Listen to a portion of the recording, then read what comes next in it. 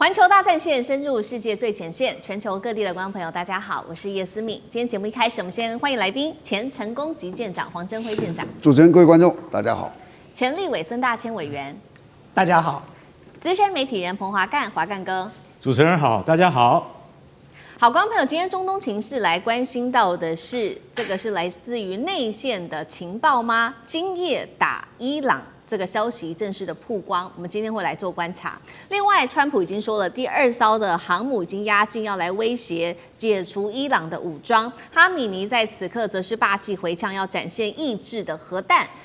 现在看起来中东的战事一触即发。今天我们赶快来看到的是最新消息的，就是美伊不是上周才完成核谈判，那破裂之后，川普10号的时候，他再次的呛虾，他说呢，在德黑兰，如果你再次的升高威吓的话，我们美国正在考虑要向中东来部署除了林肯号之后的第2艘航母，并且警告说，如果接下来的核谈判协议还是破裂的话，美国我们接下来会采取非常非常强硬的手段。美国在军事上也有了准备，随时做备战。来看到的是最新消息，接下来的第2艘航母可能是哪一艘呢？现在有消息指出，可能是驻日的华盛顿号，或者是在美东的布希号。但是呢，这2艘航母到中东时间，可能还是需要至少1周的时间。所以现在也在说，有没有可能是福特号过来呢？我们都会一起来做关注。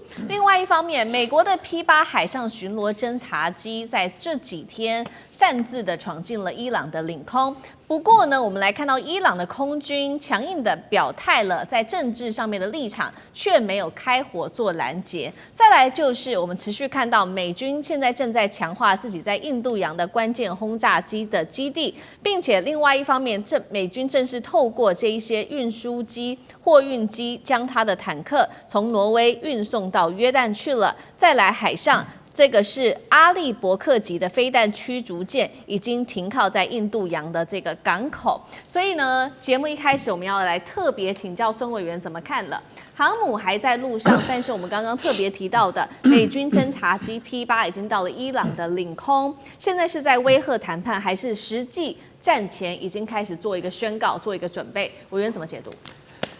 这是川普很擅长玩的一个手法。我觉得川普其实很擅长的，在谈判之前或者谈判过程当中，都采取所谓的极限施压嘛。所以，如果川普说要动武，这句话是真的，他早就动武了。就是他吆喝威胁说要对伊朗动武，已经不是1天2天的事情了。我记得早在我这个节目大概好几个星期以前吧，就已经有来宾预测说今天就会动手了。结果呢，到现在为止都还没动手。那么川普不但还没动手，川普还说要等第2艘航母来的时候，可能再要动手了。那第2艘航母什么时候来也不太清楚。那当然，你说川普用这种极限施压的方法来对付伊朗，也是情有可原的。就因为他真的能动手，他动得了手吗？他经得起动手之后所承受的损失，然后动手之后那个没有办法去收拾的烂摊子，那美国要如何来处理？我觉得这是川普一直在考虑跟这个伊朗进行沟通协调究竟是何试战过程当中一个很重要的考量的基础。因为伊朗毕竟不是委内瑞拉，你委内瑞拉你可以斩首马杜罗，然后把他夫妇带走，然后你就可以找第2号人物接手，然后就成立一个至少相对亲美的政权。所以他可以用外科手术的方式去解决委内瑞拉，但是伊朗不是哦。伊朗哈米尼就算被你斩首了，还有第2个哈米尼，还有第3个哈米尼啊。他们有了马杜罗的教训之后，就算是哈米尼革命卫队的这些首领都不会同时聚集在一个地点的。对，所以就算没有了哈米尼，还有他的接班人，没有了那个接班人，还有下个接班人。所以对于伊朗来说，他要面对的是一个庞大的神权的政权，要面对的是一个庞大的这个神权支持的革命卫队哦。这个不是说复制委内瑞拉的方式就可以完成的，所以要处理伊朗，如果川普真的要动手，他就要有打地面战的准备嘛。我想舰长是军武出身，很清楚啊。你处理伊朗，你不可能轰炸，你就算轰炸把伊朗轰的这个遍体鳞伤，俄罗斯轰炸乌克兰轰炸了个半死，乌克兰也完全被占领吗？没有啊，他陷入了长期的焦灼战跟阵地战了。所以今天川普如果真的要动手对伊朗是个下重手，靠什么轰炸机，靠什么飞弹驱逐舰，那一点用都没有的。你就是实打实的地面部队，你要从头开始打到尾，把伊朗占下来，那么你还有可能说真正的结束这场战争，否则你就会变成一个旷日持久的拉锯战，然后就变成一场泥淖哦，那就变成美国又要陷入了另外一个这个悲剧当中了。所以我觉得其实你看川普操作的手法哦，看懂的人就知道要怎么对付他了。川普这个人是吃硬不吃软的，他硬你就比他更硬。所以当他那个时候说要打伊朗的时候，伊朗就说我准备了2000枚这个中程跟短程的飞弹，我可以把你整个中东的美军基地，包含你美军的这个盟国，包含以色列，我通通都焦土。他就这样做就够了。他就算消灭了伊朗100万人，美军只要死100人啊，这个川普就吃不了兜着走了。所以双方哦彼此的底气是不一样的。我今天可以鱼死网破，跟你玉石俱焚，你美国行吗？就你美国不用跟我玉石俱焚，你只要焚了1/10，你美国就吃不消了。所以其实你看，从当时川普本来以为说吓一吓伊朗哦，就伊朗可以让步哦，那么或者是这个透过摩萨德、透过 CIA 在伊朗内部的这些长期安插的这些所谓的县民或者这些种子，发动各式各样的抗争哦，甚至还有一些这个恐怖的爆炸、失火这些行为，他就可以把伊朗政权给瓦解掉。但他这个算盘打得太容易了，就没有这么简单的事情了。伊朗的神权掌控虽然也许不尽得人心哦，但是也不是说他们用这种小手段就可以解决的。所以当你看到伊朗其实也看破了美国的手脚之后哦，我是觉得伊朗不会示弱的。所以在这段期间，伊朗的调子从来没有放软过，伊朗还是很高调的在处理美国。对川普谈判只有硬碰硬，川普只尊重强者，谁是强者啊？他就把他当好朋友，比如说习近平啊、普丁啊、金小胖都是川普的好朋友。好，所以我们看到至今川普仍然是针对伊朗在做极限的施压。那确实碰到川普这样子强硬的态度，伊朗同样是以非常强硬的态度来做回应。我们来看到的是他的外交部长，这位是阿拉奇，他说：伊朗我们虽然无意发展核武，但是我们的原子弹就是对大国说不的一个能力，并且呢，这个原能的首长他们也说了，除非你西方国家愿意解除我们伊朗的金融制裁，我们才有可能考虑要稀释高浓缩铀。那现在伊朗有440公斤的浓缩铀，纯度是大概60%左右，距离90%，也就是武器级的这个浓缩铀的发展，现在看起来是一步之遥。到底有多快？为什么美国在这个时候要这么的紧张，做极限的施压？接下来的美伊的核谈判有没有可能，因为第2次了嘛，又破裂？舰长怎么看？第一个，我很久以前我认为核战就是核弹哪有那么大的威胁力啊，对不对？这是我当时的感觉。直到在川普1.0上任的时候，他不是那个时候他跟金正恩就朝鲜天天2个人对枪来对枪去，那个川普的各种说我要怎么样对他。当时还想说，哇，朝鲜这么小，你那么弱，我不要说美国打你，南韩打你都可以很顺利的把你打完，你怎么敢跟他对呛的？结果大家有没有记得那时候最后怎么样？2个人就川普跟金正恩相拥，还见面，还见2个地方，新加坡见一个，那个停战线那里又见一次。我那时候才开始我知道说，核弹真的很有威慑力。是这么大的强权美国，这么小的北韩他都不敢打，就是因为他有核弹。那为什么他不敢打？因为这个金正恩是真的有可能去丢核弹，你把他消灭，你看他会不会丢核弹？他是那个一个人的就可以决定了。那看完了北韩之后，你会发现这个世界还有一个国家比北韩还要更恐怖，这个国家就叫伊朗，因为它是神权政治。神权政治这里一群的人是非常相信这些教义的。教义里面，圣经里面有说个世界末日，你知不知道？世界末日，上帝下来，从此人类有1000年的公平正义的幸福快乐的日子，很多人相信哦。所以有一天你真的把这个伊朗惹火，如果他有核弹，我跟你讲，我真的相信他丢核弹的意愿会超过北韩。所以这就是为什么大家一定要绝对不能让他拥有核弹。那你说从60%到90%，其实是一样的技术，它就是一个分离。就像我们在外面那个，你有没有看到吃那个棉花糖，哗旋转，那些比重不一样就会摔到边边。它那个也是一样，从60到90，就是再也许精密一点、甩得快一点的那个分离机。那我也去查一下说，如果它要快一点，没有任何人阻挡，然后也有人协助它的话，它大概多快可以做到90，你知道？ 1个礼拜，但是做到90之后1个礼拜还有距离核弹还有一段时间，核弹你肯定要核爆，你要制作什么东西，各种东西大概要1-2年。是，那为什么伊朗停在60%不动？它为什么不到65、70？因为你再往上走，人家就一定要消灭你，尤其90，我非要消灭你不可。但是60哦，他所充分的表示，你不要惹我，我是具备这个威胁性的。这是一个60停在那里一个很多国家停在60的一个原因，就是我没有违规，但是我具备那个威吓的能力，这是他这个。然后至于说会不会打伊朗，会不会退让哦，我完全认同刚刚委员的意见。我从第一次有人问我这个问题，我就说绝不可能打。为什么？因为美国现在拉美，他们现在所有的心思都在拉美，他也认为这是我的半球。伊朗是一个非常特殊的国家，我想到的就用什么东西来形容伊朗是最正确的？马蜂窝，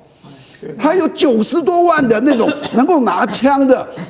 军人、伊斯兰卫队、警察、保安警察、道德警察，哇塞，有90多万人。这些人你一打他，你想想看，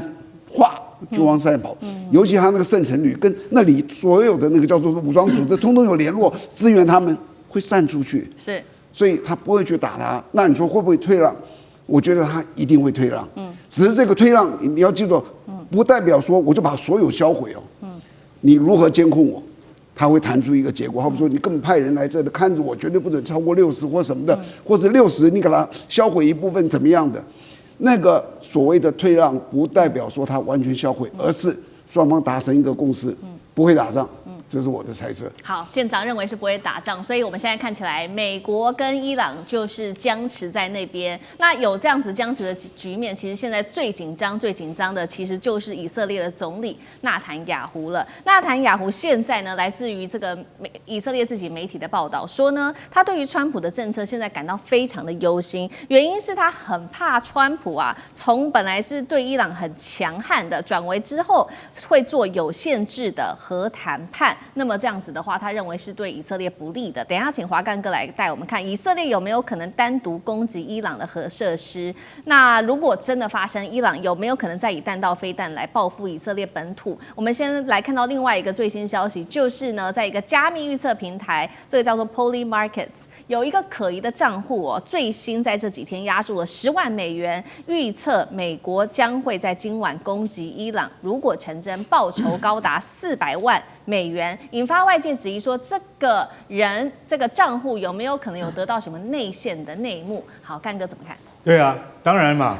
加密货币预测市场平台，一听你就觉得说，哦，好未来，好先进哦，对不对？他说，来，请下注，每个人，对不起，进入门槛是10万美金，但是如果一旦能够真的照你的预测，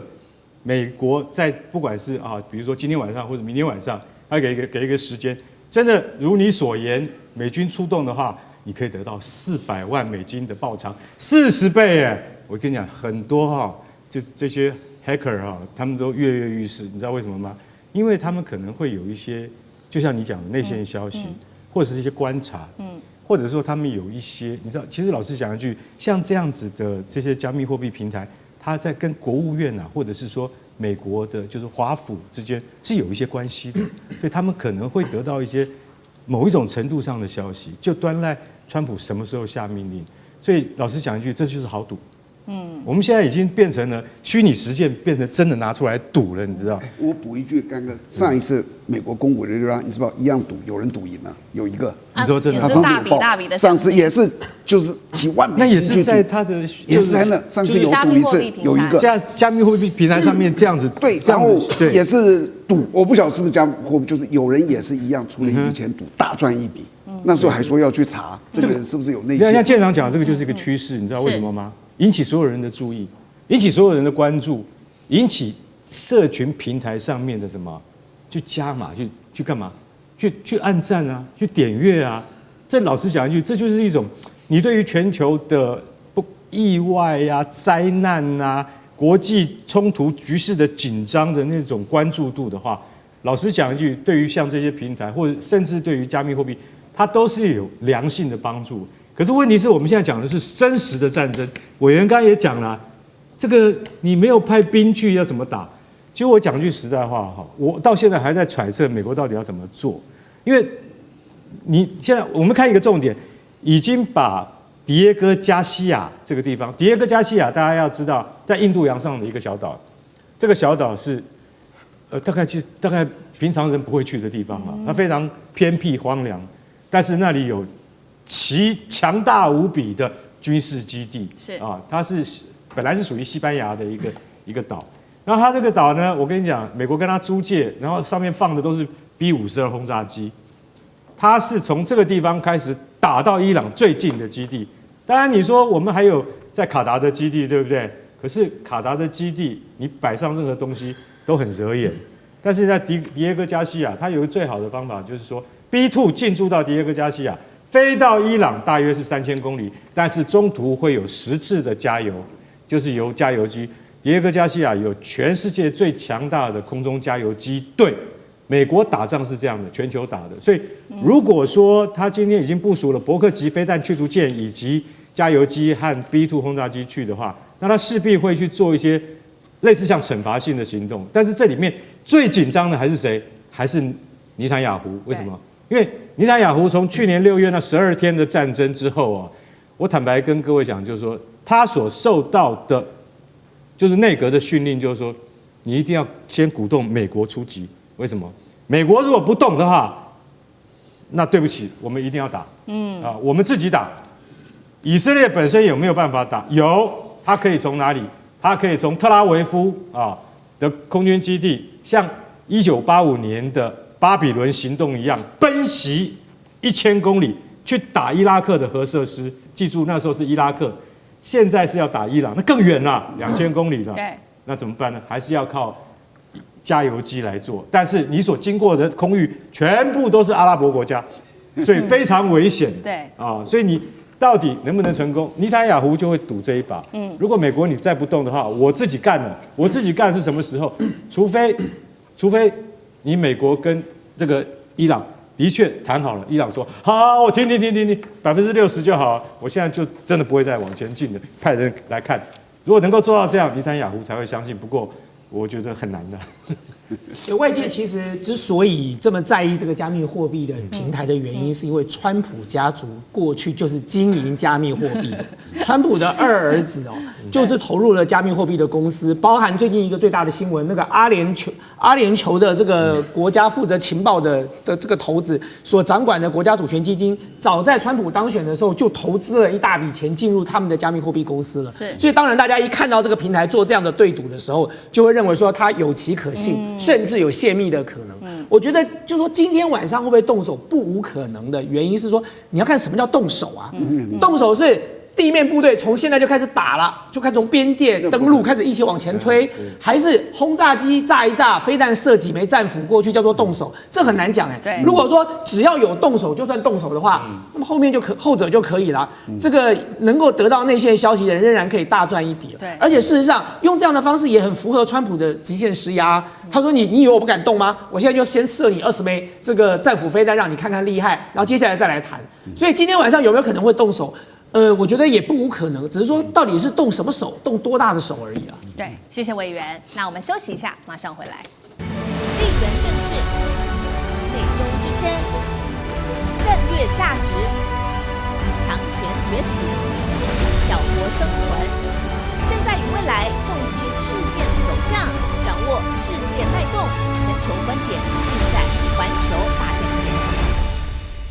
好，接下来我们要来特别关心到是川普又不开心了，抢钱抢桥，现在还要生吞加拿大。此刻加拿大则是投奔了北京，全球现在脱美靠中，势在必行吗？我们今天一起来做关心。好，为什么川普这一次又这么对加拿大如此的火大？因为我们来看到他最新宣布的，除非美国可以得到充分的补偿，否则呢，川普说了，我会阻止连接美国跟加拿大的这个谈好的新建的跨境大桥，这个桥叫做哥迪豪国际大桥。先来看一下它的小档案。当初呢，他本来是跟这个加拿大的前总理杜鲁道，川普跟杜鲁道谈好的是说这个是美加重要的经济连结，但是我们看到川普现在说翻脸就翻脸，这个国际大桥是做不了了。我们来看到它有的重要性是什么？它是横跨底特律河的，连接加拿大跟这个连接加拿大的安大略省跟美国的密西根州的。那其实目前看起来产权是由加拿大跟美国一起共同持有，但是我们说如果是出资跟管理的话，则是完全由加拿大来做掌握。预计2026，也就是今年，照理说就可以完工通车了。但是现在川普反悔了，他还翻脸就翻脸，要求加拿大说你要交出一半的资产，否则就别想这个去做通车了。委员怎么看？现在连这个大桥都被他拿来当做筹码了吗？对，我那时候在美国念硕士跟博士的时候是在 Ohio State 所以 Ohio 的上面就是 Michigan 嘛。那我记得我们那时候同学在放假的时候常常去加拿大玩那么去加拿大不外乎是2条路线，一条就是直接从 Detroit 进加拿大那么另外一条，如果你要去尼加拉瓜瀑布的话，你就要从纽约州的 Buffalo 进加拿大，这2个不同的路线。所以其实我们是很频繁的从这个底特律进入加拿大的，他们的往来是很频繁的。那各位都知道，底特律是美国的这个汽车重镇就是当时我在念书的时候，我记得我念材料工程，我们的合作的这个案子都是美国3大汽车厂的案子所以我知道说，美国在底特律的这个汽车重镇里头，他们其实很多卫星工厂，很多的这个零件的生产通通都是放在加拿大的。那么因此，加拿大跟美国之间，特别是在底特律这条路线上其实往来互动是非常密切的。那么我现在看到川普说要把这座桥如果没有分他一半他就要把它关闭。其实我第一个直接的反应就是真的就是要感谢川普了。就是能够做出如此睿智的决定，因为各位要知道，卡尼到了中国去访问之后，事实上加拿大内部并不是一致赞同的，包含加拿大的政治人物，其中有一个跳出来反对的人是谁？就是安大略省的省长安大略省的省长对美国当然这个有一定的这个敌意，可是他对中国他的敌意也是相当的深，也有相当的这个其他的考量所以他是第一个跳出来反对做这件事情可是各位知道这个桥现在就是连接密西根州跟安大略省所以为什么我要感谢川普的第一件事就是感谢川普，因为他这样做就等于再把安大略省又推向离美国更远的地方了那对安大略省就要想清楚咯，你现在这个美中之间你必须要选边站了。卡尼选择走这条路，你当时有意见，可是现在连川普连桥都不给你了那么接下来呢？你跟美国还有任何可以这个期盼的空间存在吗？是不可能的。第二个我要感谢川普的是说，他这样就亲手扼杀掉了美国的汽车工业，就是美国的汽车3大汽车厂曾经萧条了好一阵子那么在川普当选的时候，川普就还当时他宣布这个什么自由日的解放日的时候，他还把汽车工业的这些工人找到白宫来看说要课对等关税了，要重振美国的工业，要让美国的汽车业再次的这个发扬光大。那你现在你亲手把那个桥切断了，你以为那个桥来往的都是加拿大的人民吗？不是，也不是什么美国的什么外国留学生，没有，那座桥往来的很多都是像底特律需要的这些零件，还有这些相关的这个卫星工厂所生产出来的产品它会严重的影响到这3大汽车厂的生存所以你看到这3大汽车厂当时听到这个川普的对等关税的时候高兴了一阵子之后，忽然想到不行看到川普这么重打加拿大又重打墨西哥的时候，他们就在想说，他们所有的原料都是从那里来的，他们的零件都是在那里那么现在你现在重打又课重税，倒霉的是他们自己所以其实川普做的这件事情，当然可以反映出这个人的心态就是这个人的心态就是唯我独尊的心态嘛。你卡尼就应该要来跪舔我，你在我隔壁，你不但没有当条狗，你没有听我的话，你反而还要跑去中国跟中国大陆合作那这对川普来说当然是很难容忍的了。所以我一再强调一件事情，就如同我刚才说的，川普只敬佩强者卡尼因为变成了强者所以加拿大接下来跟美国在做后续的对谈的时候，加拿大才能够得到川普的尊重。所以卡尼这样的做法是正确的川普玩这种小手段其实撑不了多久的。大家只要看一件事情就好了，当时他要拿格陵兰8个国家派部队去，他就号称说我要用武力，然后呢接下来说我要给你们课重税，结果他到了达沃斯论坛，第二句就改口了。他说：“我什么时候说要用武力了？我从来没有想过要用武力哦，我绝对不会用武力的。那个税也不要科啦。为什么？因为那8个国家没退让啊。所以今天对抗川普最好的办法就是什么？打死不退，他就会退。好，确实，我们现在看到，所以卡尼的态度非常的强硬之外，他针对川普的态度非常强硬之外，他现在也找到了另外一个方法就是全面的跟中国大陆来加强合作。那尤其是在经贸上面的合作，中加关系可以说现在是正式的完全破冰了吗？我们来看到这个卡尼在1月份的时候访问中国大陆，当时双方就签署了中加经贸合作的路线图。好，最关键的就是中国大陆最在意的电动车关税，加拿大已经承诺了会把关税从100%一口气降到只剩下6.1%。那么加拿大最在意的油菜籽，中国也承诺关税从80%一口气降到15%。其他像是龙虾、螃蟹、豌豆的报复性关税全部取消。加拿大也宣布，接下来会跟中国大陆的企业一起合资成立电动车公司，会一起制造新的电动车。中国大陆的媒体解读说，这是加拿大对中国的明确示好了。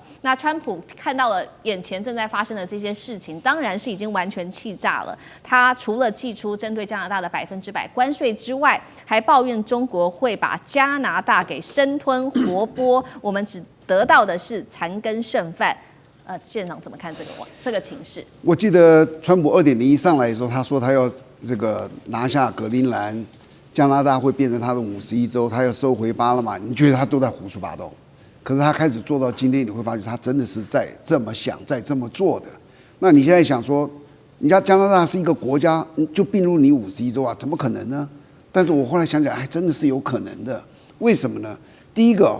这个美国现在把它所有重心就摆在这个南美这个西半球这里，它会施以很大的力量。第二个，往往这些叫做主权归谁那个高层的政治人物是很强烈的，绝不会。底层的人民不见得这样想。好比说加拿大有一个人民族叫做加拿大民族吗？没有啊，他跟美国是一样的，从英国这样移过来，所以他跟美国是亲兄弟，你知道。第二个，美国是不是非常强大的？今天如果我在这里，我能够成为，我不要说加拿大这么近了，以前你叫很多这个台湾人说你变成美国的一州愿不愿意？他可能很愿意的。这国家这么强大，我以身为这个全世界最强大的国家为荣。人民怎么想是不一定，再加上他们贴得这么近，他们又是几乎是一个系出同源，所以我觉得这很难讲。然后接着你再看美国从它刚开始独立的时候只有13个州在美东，一直到今天变50个州，它怎么变50个州的？你以为都是道德劝说拜托来加入？等软硬兼施啊！他现在在做的也就在做一个软硬兼施。那你今天是卡尼，你会不担心吗？我会很担心的，因为我觉得他真的是想要这样去做，而且他真的逼下去，他用各种的软硬的手段来逼着你。最后基层的人民可能会觉得，我们其实加入美国也不错啊。对，一个公投可能就翻盘了，你知道吧？所以他现在拼了命的想要找全世界第2大的叫做中国来合作。你要知道，这个世界最不可能跟美国翻脸的那个国家就叫加拿大。除了系出同源，第一个经济，2024年加拿大出口76%到美国那里去。北美的共同防御是美国跟加拿大，就是安全也是，利益也是。但是他现在说答应这个叫做电动车，我一看到这个，我可以告诉你，美国会非常紧张。因为中国的电动车太有优势了，CPI值太高了，所以美国就是不准进嘛，或者抽这么高。可是就在边界那里，他如果让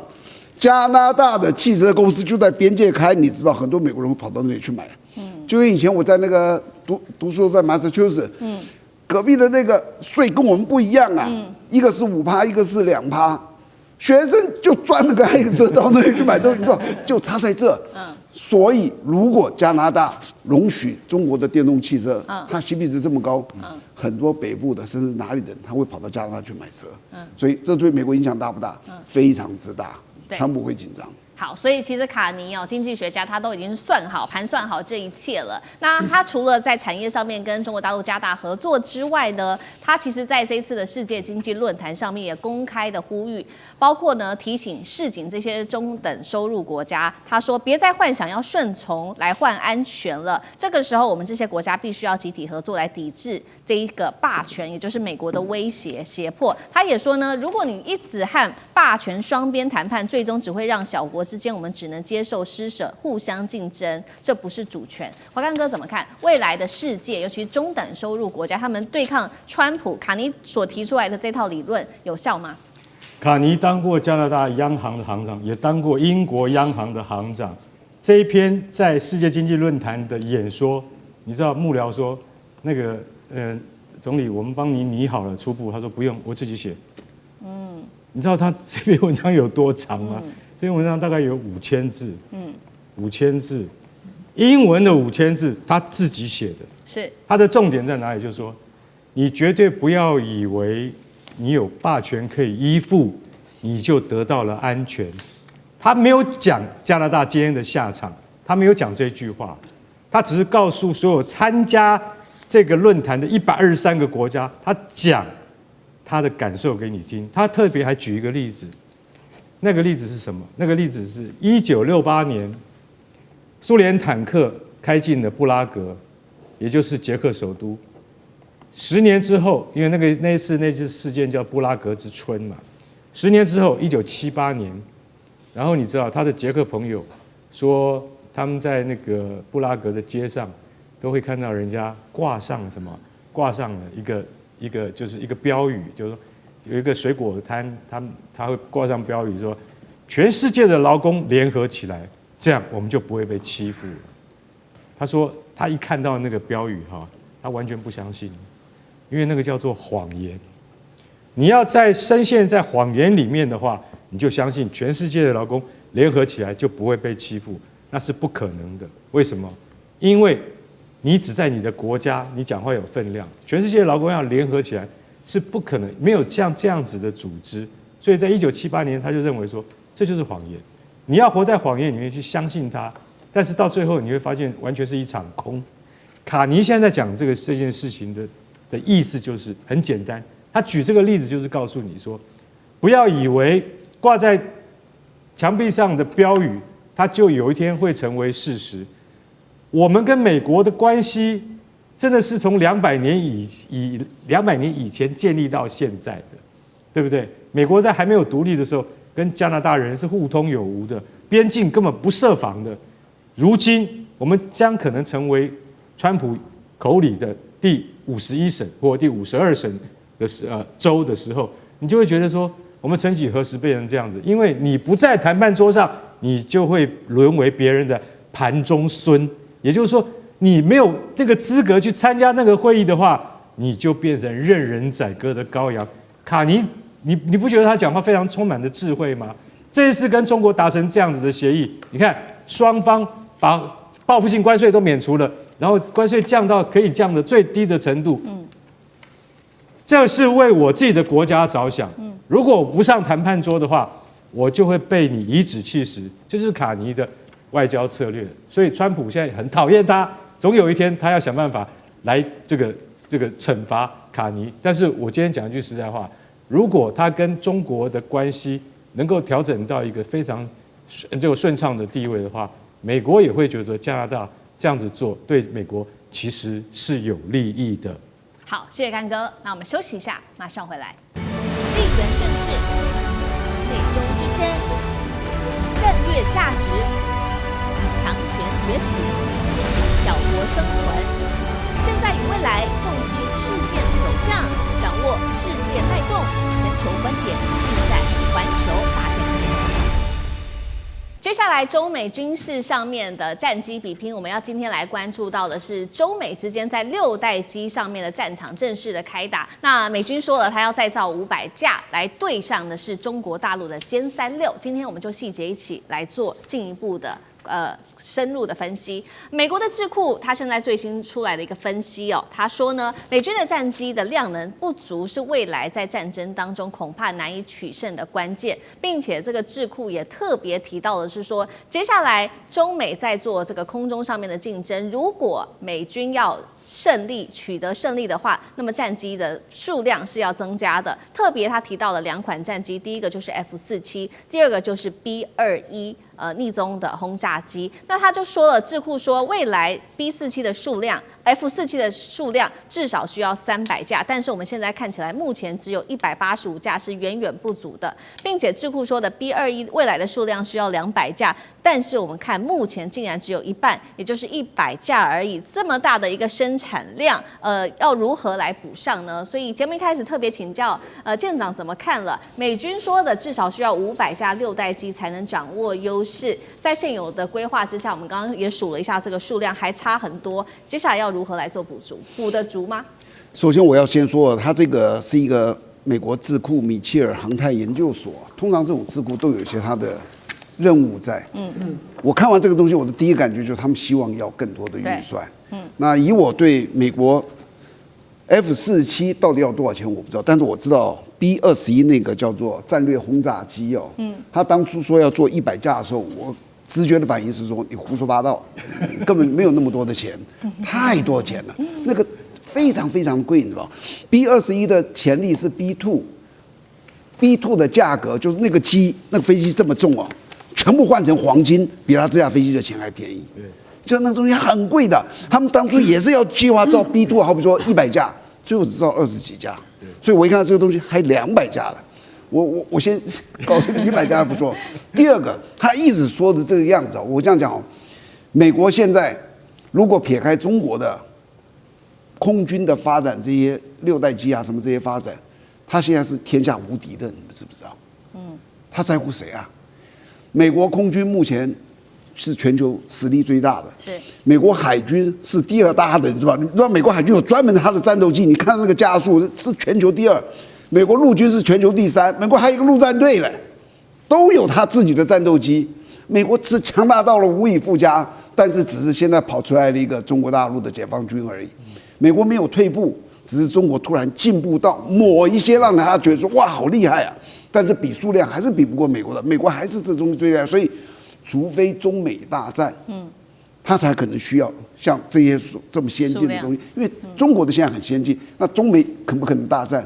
我觉得不太可能。那大战还得了？这2个国家大战，世界大乱。那除了这个大战以外，就算中美打了一个局部的战争哦，未来还有一个，好比说185架的 F-47、100架的 B-21也非常足够了，因为他只要打一个叫做突穿的动作进去攻击局部的就行了。除非进入长期的消耗战，中美打起来，又进入长期消耗战，你认为这个几率有多少？我认为这几率是0呐。这2大国都不会去这样的，但是他们这样子讲的，其实就是说了一个就是要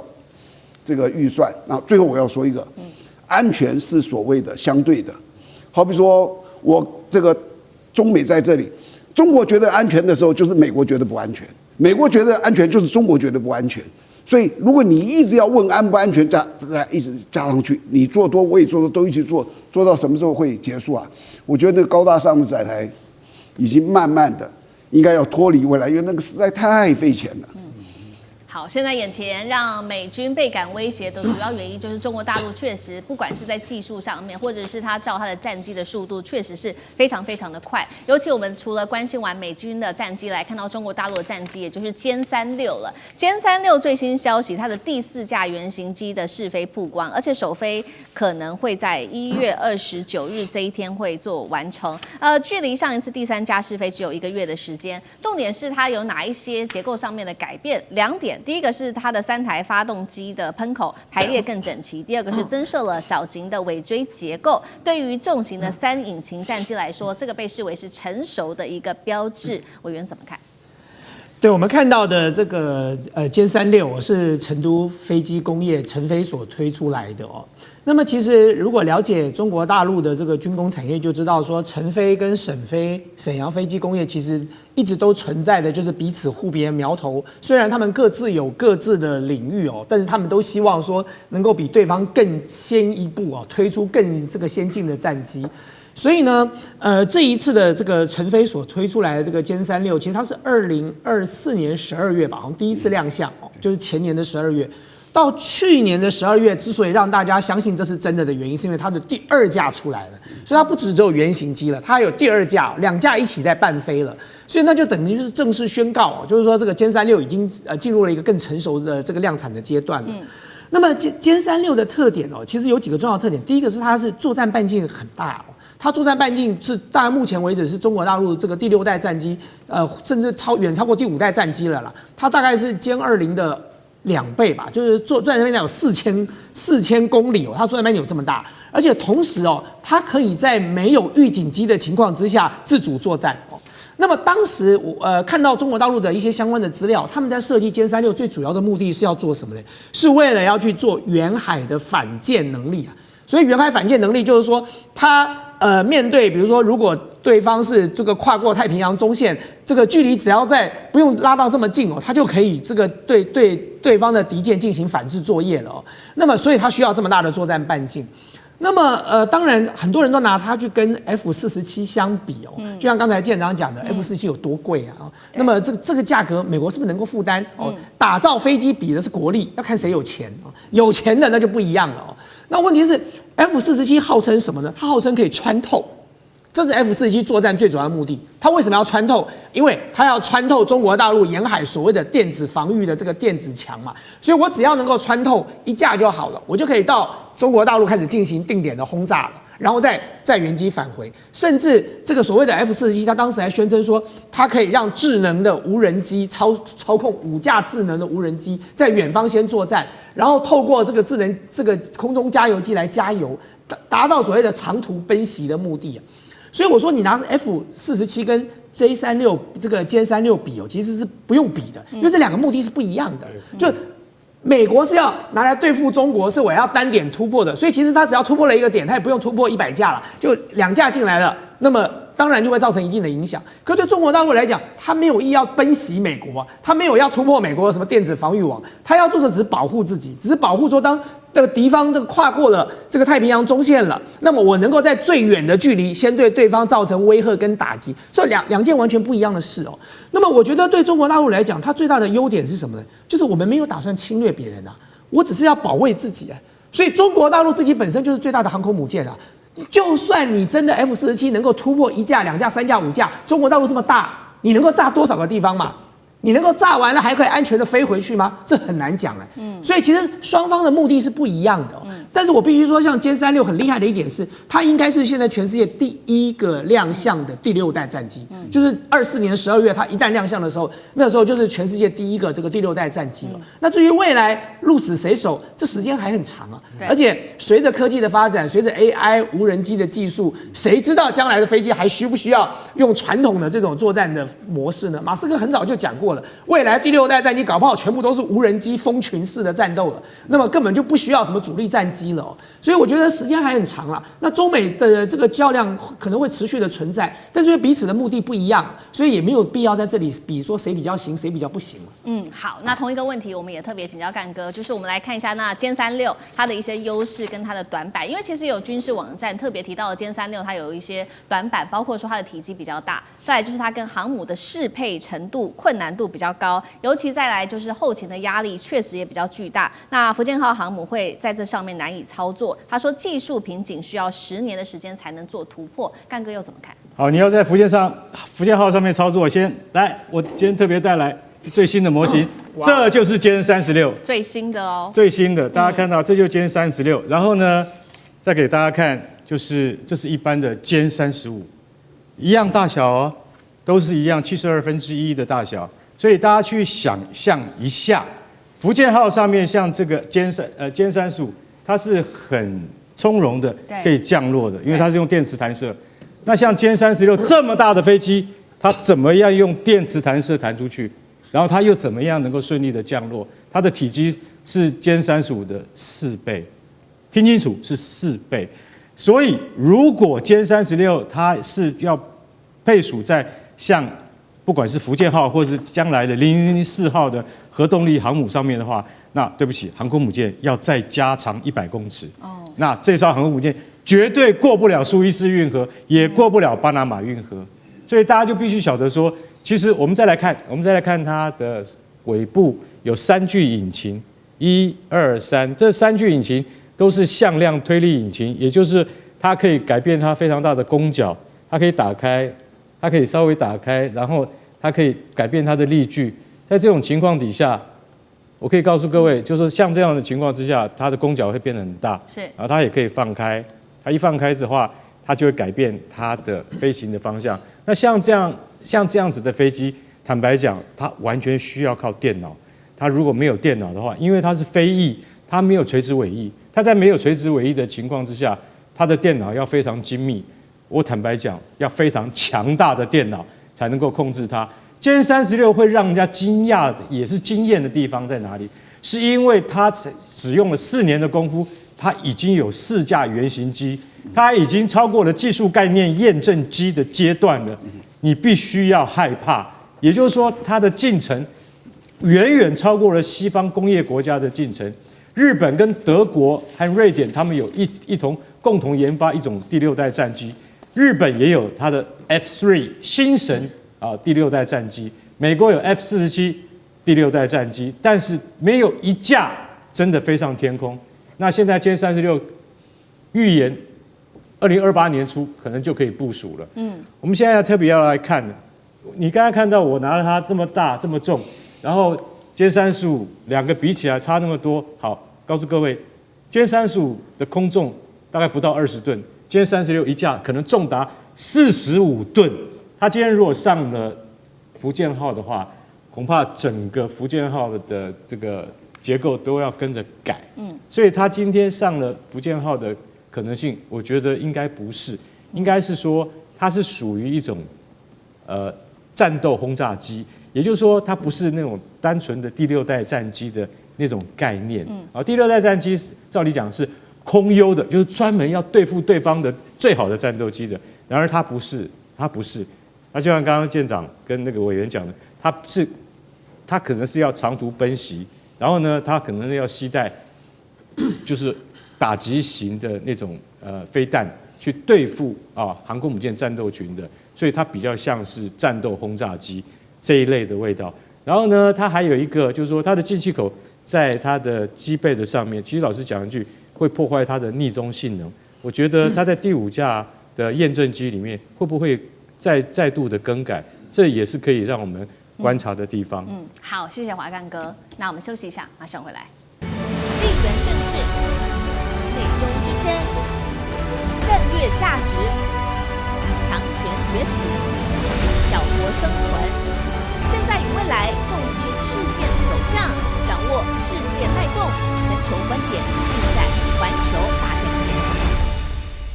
中美科技战，我们来关心中国移动这个时候开了第1枪，它拒买辉达。那另外，我们今天也会特别来关心到的是华为的升腾，他说上甘岭一战成名，中国算力可以完全的去美化吗？我们今天一起来做关心。好，接下来看到的这一笔采购是中国大陆正式向美国的晶片霸权来说再见的一笔采购案吗？我们要赶快来看到的是，当外界还在讨论说，这个 H200到底要不要卖到中国的时候，中国大陆现在确实直接开了第1枪。那么我们先来看到这个采购案价值1.55亿人民币的一个采购案，涉及到的是一个叫做装置算力的一个服务。那么核心储存的装置，它也特别说，我只买华为的装置。那么更关键的是，中国移动它这个时候大规模的弃用辉达的H200，全面转向升腾的系列。所以节目一开始特别请教委员了，刚刚提到这个采购案，其实它的名字非常的长。那到底它是要买 AI 的算力，还是这个特别当中提到的它的装置，它是要买它的装置？那升腾系列他说他要买，会是升腾 910B 还是 C？ 效能上面来看又如何做评估？委员怎么看？好，因为大家都知道我在研究所教人工智慧教了很多年哦。那么我们每一次在讨论华为的升腾系列的时候，大概都是做片面的讨论。所以我今天特别稍微把它做了一点整理了，就让大家了解一下现在华为的 AI 晶片跟系统究竟发展到什么地步了。首先，我们先讲运算晶片。我们现在讲的所谓的生成910C 就是所谓的运算晶片哦。那么生成910C 它现在的单卡的效能大概可以等于 H100，大于 H20。所以这就是为什么当时中国大陆不愿意接受 H20的原因，因为我生成910C 就已经够厉害了。那你更不要提到说因为 DeepSeek 的效应，当时 DeepSeek 号称说我面对硬体的封锁，我就用软体突围，所以他们在演算法做了创新。因此，生成910C 搭配了 DeepSeek 所做的演算法的这个改变哦，那么它现在在这个 AI 的训练跟推理哦，大部分都可以完成这些任务了。这是我先讲的运算晶片哦。可是做 AI 的系统不是只有运算晶片的，第二个它要的是什么？是记忆体晶片。这就是最近为什么记忆体这么红的原因啊！因为现在全大规模的在建设算力中心，大家要开始训练大模型，当然需要记忆体啊。那么现在的华为的系统，它的记忆体晶片用的是中芯国际的，它用 N+2 制程所生产出来的，大概是7奈米啊，哦，大概就是7奈米的规格。那么，但是这样的这个中芯国际现阶段哦，当然它的功耗跟它的散热是有一定的压力存在的哦，所以你看到他们在这个冷却的这个装置上，他们要投入一部分的经费哦。对。但是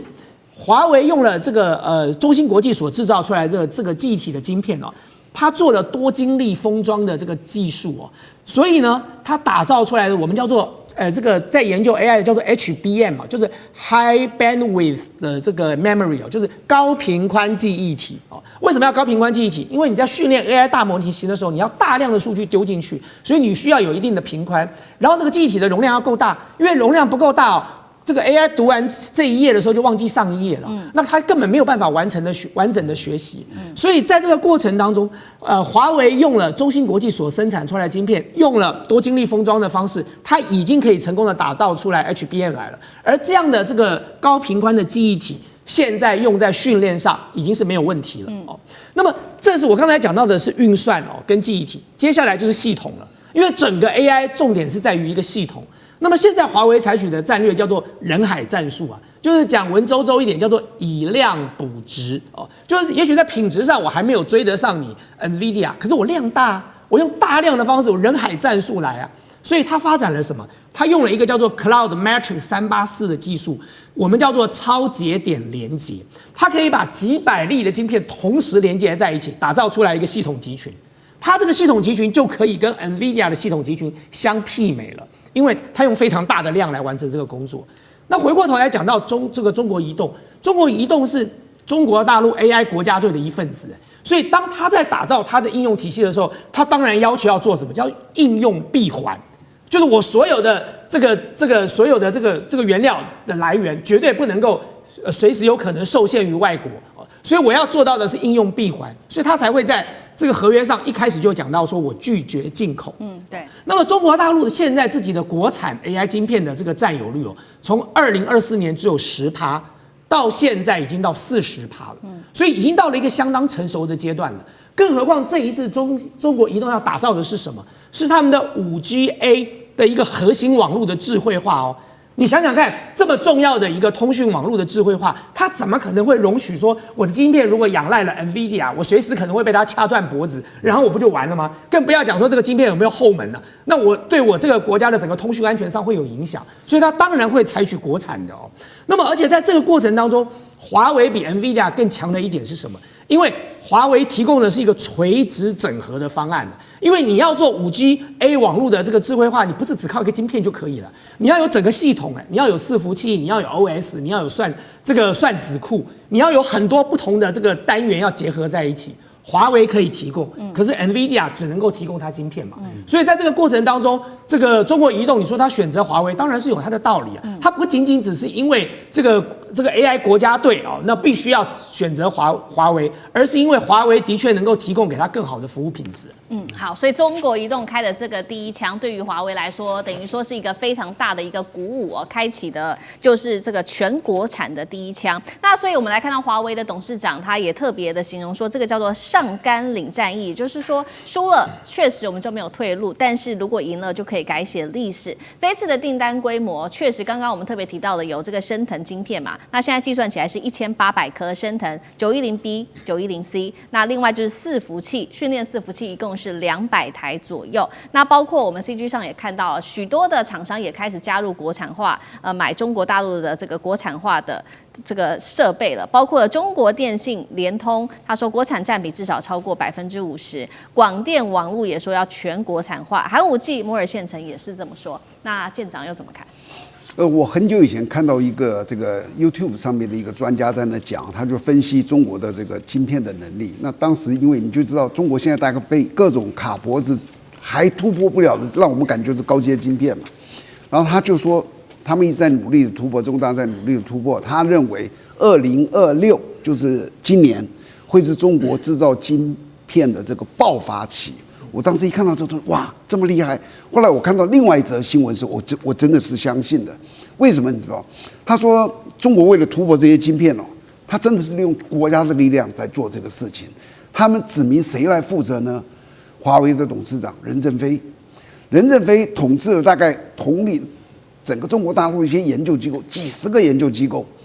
数千位的研究员，其中有专门的100个大学生在做逆向工程，就是硬体在做那个光刻机。每个礼拜，任正非要跟他的就是说官场的那个督导他的那个人去回报，我们有什么困难，有什么东西，你就发现他是一个集国家的力量，然后找的是一个最令人佩服的一个企业家，就任正非。任正非，我觉得这是一个非常伟大的一个商人哦。那从他那里看，我就觉得哇，可以期待，因为他们真的是利用一个正确的方法。然后这个事件呢，买的这个东西让我觉得是这个2026年看年出的一个东西，叫做一叶知秋。这个东西你别以为就是一个东西，一个东西拉上来，所有的技术几乎都跟着起来，而且又是任正非在督导的，所以我赌，他们真的今年会是一个大爆发期，而且很多东西都可以克服。